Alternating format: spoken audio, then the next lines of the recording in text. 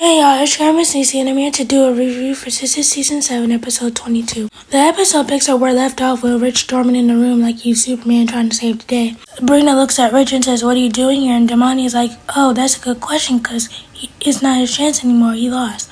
And Rich is like, "I'm not even talking to you, I'm talking to my woman." Danni starts getting bold with Rich and he's like, "She's in this situation with me." And Rich is like, "Get your behind up out of here." Sabrina tries to pacify Rich and she's like, "Damani's only here to help." And Rich is like, "No, he's not, I want him."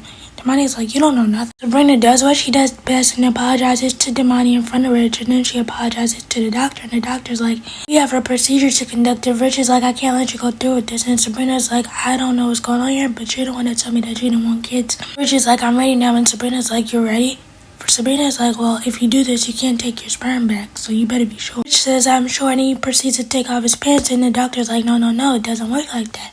You would have to get vetted, and that takes a long time." Rich is like, "I'm sure my swimmers swim just fine." And the doctor's like, "Enough. I see that y'all have a lot to work out in your relationship. Y'all need to talk about that. We'll keep Damani's sperm on standby just in case it doesn't work out."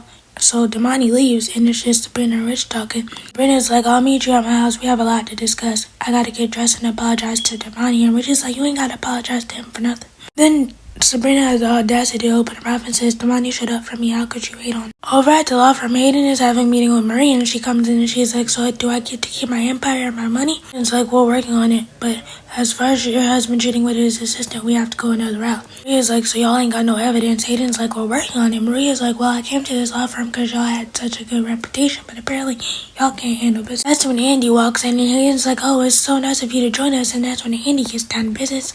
She hands Marie the file with all the stuff that she got from Maurice about her husband being DL. Andy tells Marie that she could keep her empire and her money and she won't have to pay this man a dime. Aiden's like, "Where'd you get that from?" Andy's like, "I got my sources." And Maria's like, "Oh, I did such a good job by hiring you. I know I did a good thing." Then she asks Hayden to leave the room, and Maria's like, "From the first time I saw you, I knew that you would be a superstar." She's like, "I gotta thank Jordan for this because y'all gonna be a power couple."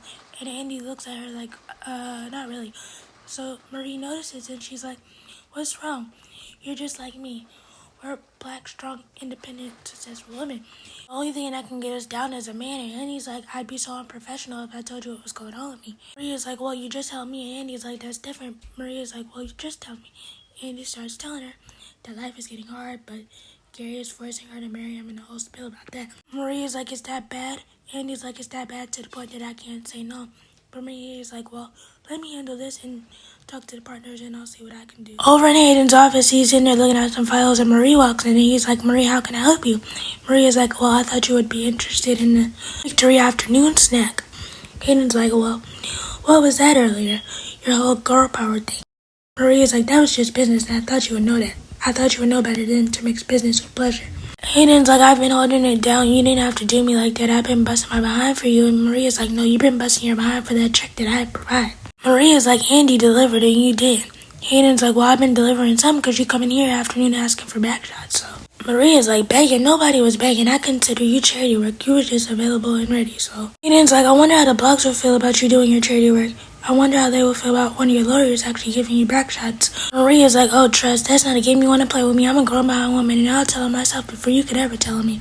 And since you like to tell stories, I'll find a story about you and release all your information. Stuff that you can't come back from, so try me if you want to." "Oh yeah, that's right. Good boy." Over at Zach and Fatima are having a conversation, but Zach is mad because he tried to call her and her phone's dead. He's like, "First of all, you come in the house and you run past me.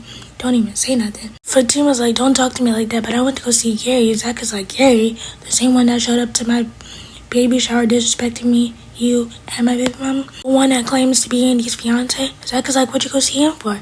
Fatima's like, "I went to go talk to him about Andy."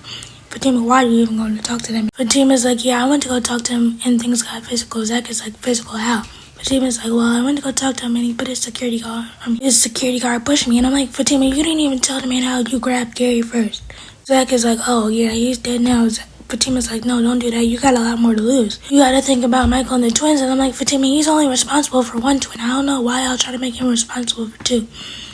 But Fatima's like, "I agree that something has to be done, but we're gonna do it my way." And Zach is like, "Okay, I sure will do it your way." Like over at the law firm, Pam and Maria are having a conversation, and Maria's like, "Aren't you that girl that gave me the samples of the ice cream?" Pam is like, "Yeah, that was me." And Marie goes on to rave about the brand and how much she likes it, and Pam is like, well, Rooster Riches will set you free. Maria's like, I like the product so much that I would like to invest into Rooster Riches. And Pam is like, oh, wow, thank you. Maria's like, well, let's sit on the elevator and talk. We see Andy having a meeting with one of the partners, Mr. Benson, and he's like, well, Andy, we have a lot to discuss. Maria has decided to bring all her business to the firm because of you, and we would like to make you one of the partners. He's like, did I hear you correctly? And Mr. Benson's like, yeah, you heard me. There's a lot of negotiation that has to go on, but you're one of the partners now. Mr. Benson leaves the room, and Andy starts dancing and celebrating, and that's when Hayden walks in, and he's like, you shouldn't be dancing. Hayden's really buttered, and he's like, if it wasn't for me, we would have lost. Andy's like, well, why couldn't you just celebrate the fact that we won? Hayden's like, there's no we and I, and if the partners asked, I dragged you across the finish line. Andy's like, that's your problem, you'll still lie and cheat just to get where you want. Hayden's like, this is America, ain't it? Andy's like, yeah, it is, but here at this firm, here at our firm, Benson, Jones, and Barnes, we don't like those type of activities, and Hayden, your days are numbered and up. Report to me now.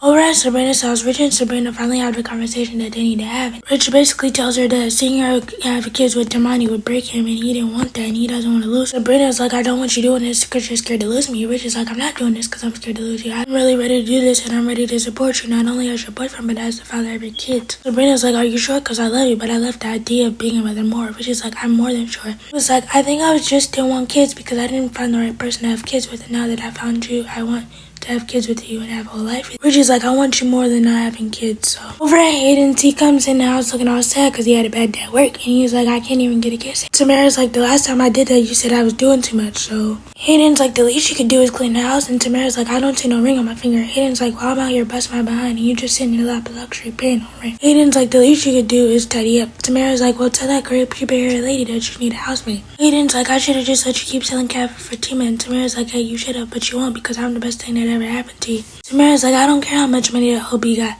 Hayden's like, that's rich coming from somebody that's still hiding something. Tamara's like, it's my phone and what's in it is my business. And Hayden gets fed up and so tired that he leaps across the couch and they start tussling over the phone. Hayden finally gets the phone and he's like, really? You've been sleeping with Gary this whole time?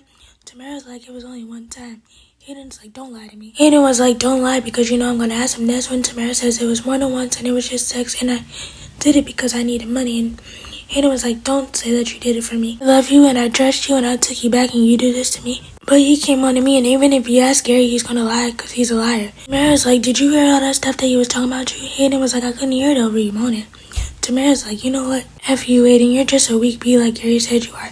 Hayden's like, get out. I'm not gonna tell you again. And when I tell you, Hayden's chest was caving in that moment. Over at Danny's, Tony comes over and brings her some flowers to apologize and they have a conversation. And Tony lets Danny know that the kids are moving to Italy with their mom because Tiffany's been stationed there. And Danny's like, oh, thank God. And Tony's looking like, what?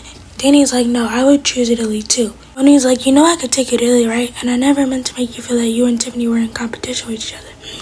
Danny's like, you didn't because there was never any. And Tony's like, I'm sorry that I also didn't set boundaries with her. Danny's like, so you've been talking to your therapist? And he's like, you sure you're not saying that because you're left with the only option? Tony's like, no, it's always been you, always will be you. Danny goes to say something and he starts kissing her and he's like, I missed you and I missed that. But I'll be back in a couple of days because I hope the kid's back. And Danny's like, okay, hurry back. Tony's like, I will. Indy calls Jordan as she's driving to thank him for the referral to Miss Marie and how she made partner. And she's telling him. She also lets Jordan know that the next time they see each other, she'll be married. And the only reason she's marrying Gary is to protect Jordan and that she loves him and she cares about him. And I'm like, Andy, if you was going to tell him that, tell him the whole story. Over at Sabrina's, the girls are having a conversation minus Andy about Andy. And now she's planning to marry Gary. Aaron's like, I don't know what's wrong with her. She's very smart and strategic, and if she's marrying him, something gotta be wrong. Sabrina's like, I'm not the biggest fan of Gary, but who knows? Andy might actually really love him because she's been dealing with him off and on for years. And he's like, or it might be because he's being investigated by the FBI and spouses can't testify. Karen and Sabrina were telling Danny to shut up because she watches too much crime TV, but girls, she was actually telling the truth and y'all should have listened to her. Karen's like, we gotta save her. Danny's like, we definitely have to save her. And Sabrina's like, how you suppose we do that? Karen's like, we just do what you did at my baby shower and show up because there's strength in numbers. Danny's like, or we could take him out. Sabrina's like, you know what happens when you want to lie to someone? We go to jail. Karen's like, oh well, we gotta do what we gotta do to save her. Karen's like, Andy doesn't know this, but I seen her calendar and I seen the day and the time and her wedding's tonight. I just don't know where it's at. Over at Zach and Fatima's on the phone talking to somebody, and it's somebody that works for Madam, and they're letting Fatima know that Madam won't be able to help her because she's in some business right now. After Fatima gets off the phone with the person she was talking to, Zach gets a call from Karen and she's like, hey Zach, let me talk to Fatima. And Fatima's like, what you want to talk to me for? Zach is like, I don't know.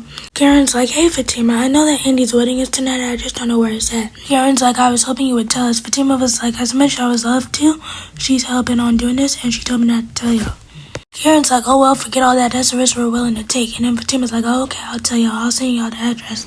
Then Fatima goes upstairs, she grabs her red bag and she passes it to Zach and he's like, what's in here? Fatima's like, something for me and you. Fatima's like, the girls are planning something and we gotta be involved in it. Zach is like, for real, what do we even have to go for? The wedding's about to start and Andy's trying to have a conversation with Gary to try to stop him from doing this. And Gary's like, isn't it bad luck for the groom to see the bride before the wedding? And Andy's like, yeah, but Gary's like, luckily I don't believe in it. He's like, as far as your dress goes, I was expecting something more form-fitting, but I guess this will do. And he's like, can we talk? And Gary's like, let me guess, you're getting cold feet. And I'm like, Gary, her feet were never warm to begin with. She never wanted to do this. And he's like, we don't have to do this. I won't testify against you. Gary's like, we do have to do this, or I will release all this stuff about your boyfriend. And he's like, please, no, don't do that. And Gary's like, oh my God, you're so pathetic. I did everything for you, gave up everything for you, ruined my life for you, and you're doing this for him? Gary's like, sign that marriage certificate right now. Andy's like, we're supposed to do that after the wedding. Gary's like, you or your little friends better not pull nothing funny. And Andy's like, we won't. Andy's like, we could work some out. And Gary's like, the only thing I want you to work out is how to smile in these wedding pictures. Gary's like, get that sick puppy dog look off your face. I'm like, Gary, you really on one right now, my. Gary's like, I can't believe you would ruin your life to protect this man. He's like, what is it? Andy's like, it's love. I love him. Andy's like, I'm tired of everyone being hurt on my account, so this time I'm gonna take their pain. Gary's like, you always did it like a little pain. Gary's like, I'm gonna say that for our honeymoon, and he's like, go. And I'm like, then we see Hayden crying in his car like his dress is caving in, and it was definitely caving in at that moment because he was crying bad. He calls Gary and he's like, Gary, where you at? Gary's like, I'm getting married, but you're not gonna ask who? I'm getting married to Andy. Hayden's like, I thought you was trying to destroy her. Gary's like, I did, but now I'm trying to marry her. He's like, you and Tamara should come to the wedding. Hayden's like, me and Tamara aren't seeing eye to eye right now. Gary's like, well, I told you she wasn't worth nothing. Hayden's like, you know what, send me the address and I'm gonna pull up. Now it's time for the ceremony and the girls pull up trying to stop the wedding. And Hudson's like, this is a private ceremony. If you girls don't leave, I'm gonna have to call Gary. And Karen's like, oh, I would like to see you try to drag a pregnant woman by her ankles. And I'm like, you just don't know what they did to Penelope and she was pregnant. Hudson's like, I'm gonna have to go get Gary. They're like, go get Gary, he's not gonna do that.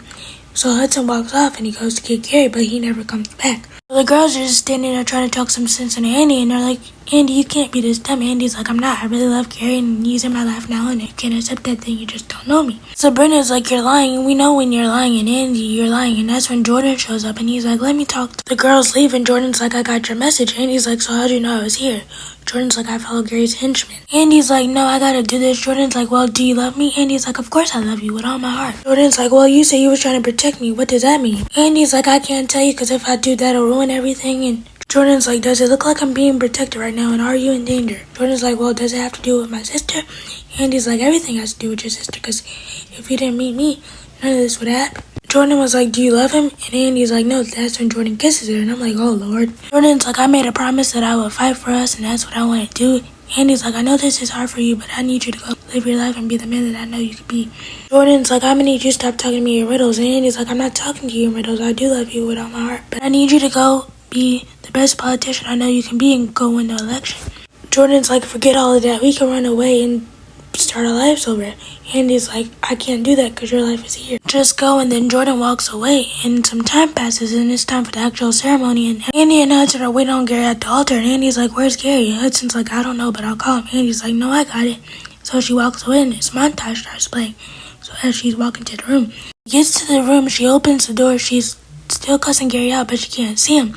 And as she's turning around, she sees Gary with a knife in his chest, and she screams. She screams the most fakest scream that anybody could scream, like she's not even showing any real reaction. So it has me wondering, did she do it? But in all honesty, I don't think she did it. I think Hudson didn't, because if you paid attention to how he was sitting when the girls walked in the room, he was sitting nervous. But it looks like Gary has booked himself a trip to the lowest part of hell, so... But I'm not gonna get excited because this is Tyler Perry and he might be faking his death. Let me know what you guys think about the episode. Let me know what you guys think about the season. Please be sure to like, comment, subscribe, turn on bell notifications. Bye!